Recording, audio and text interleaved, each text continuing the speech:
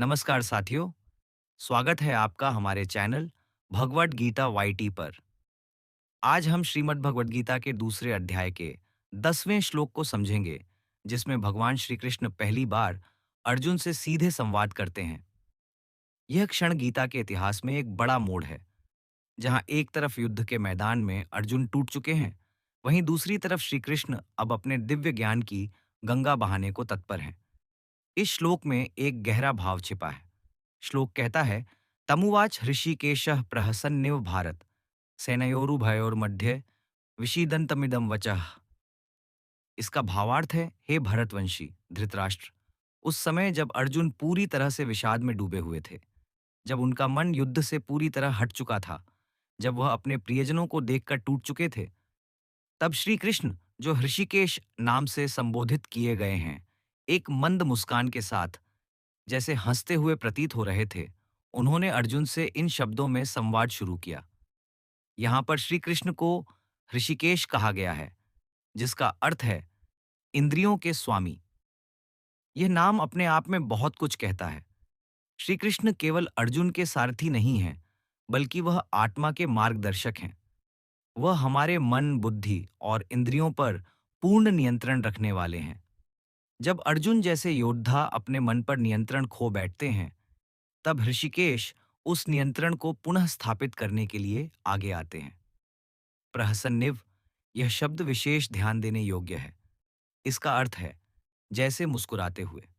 यहाँ निव का प्रयोग यह दर्शाता है कि श्री कृष्ण केवल सामान्य रूप से हंस नहीं रहे थे, बल्कि उनकी मुस्कान में करुणा थी, स्नेह था और एक दिव्य शांति भी। यह उस शिक्षक की मुस्कान है जो जानता है कि उसका शिष्य अभी भ्रम में है, लेकिन वह जल्द ही सत्य के मार्ग पर चलेगा। यह वह मुस्कान है जो यह बताती है कि अंधकार कितना भी गहरा क्यों न हो, ज्ञान का प्रकाश उसे दूर कर देगा। अर्जुन उस समय अंदर से पूरी तरह टूट चुके थे। उनका धनुष नीचे गिर चुका था, उनके हाथ कांप रहे थे, आंखों में आंसू थे, मन में मोह था और विचारों में भ्रम। वह युद्ध के लिए नहीं, शांति के लिए तरस रहे थे। लेकिन यह वह शांति नहीं थी जो धर्म की रक्षा के बाद आती है, बल्कि यह वह दुर्बलता थी जो मोह और ममता के कारण आती है। अर्जुन को अपने परिजनों के विरुद्ध खड़े होने की पीड़ा हो रही थी। वह उस युद्ध को अधर्म समझ बैठे थे जो वास्तव में धर्म की स्थापना के लिए था। और ऐसे ही क्षण में श्री कृष्ण संवाद की शुरुआत करते हैं। वह कोई आक्रोशित या कठोर उत्तर नहीं देते, बल्कि एक करुणामयी मुस्कान के साथ अर्जुन से बात करना शुरू करते हैं। इस श्लोक के माध्यम से हमें यह शिक्षा मिलती है कि जब कोई व्यक्ति भ्रमित हो, टूटा हो, दुखी हो, तब उसे डांटना नहीं चाहिए, बल्कि करुणा और स्नेह के साथ उसकी मदद करनी चाहिए। श्री कृष्ण इस मुस्कान के माध्यम से अर्जुन को यह संकेत दे रहे हैं कि जो वह सोच रहा है, वह केवल बाह्य दृष्टि है, आंतरिक सत्य कुछ और है। श्री कृष्ण जानते हैं कि अर्जुन का मन मोह से ग्रस्त है, और वह जानते हैं कि यह मोह स्थायी नहीं है।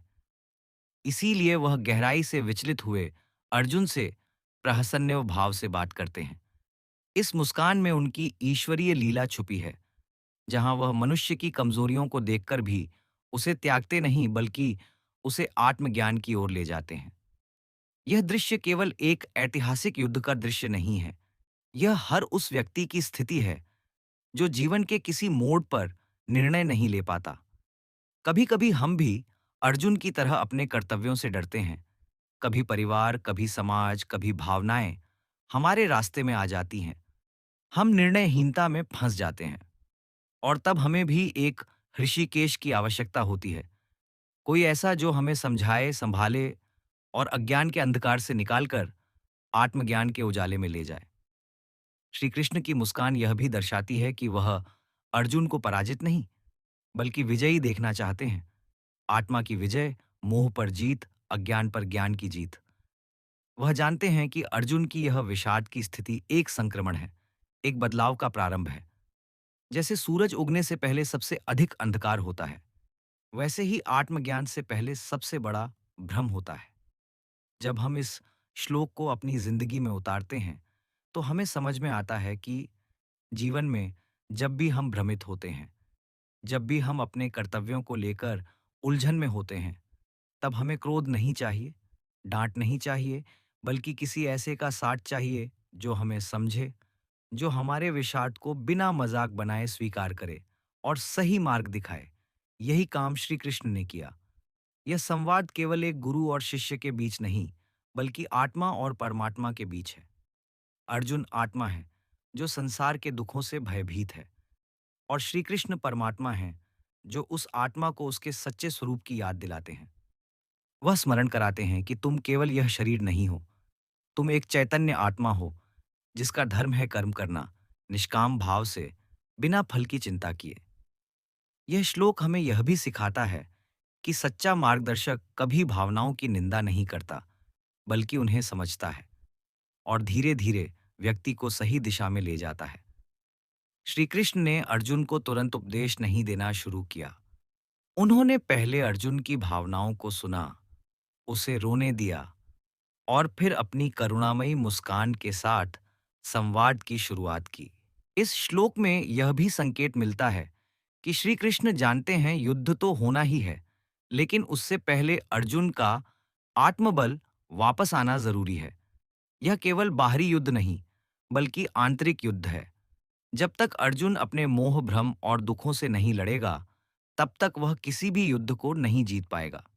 श्लोक का सैन्योरुभयोर मध्य, यानी दोनों सेनाओं के बीच, यह वाक्यांश भी बेहद प्रतीकात्मक है।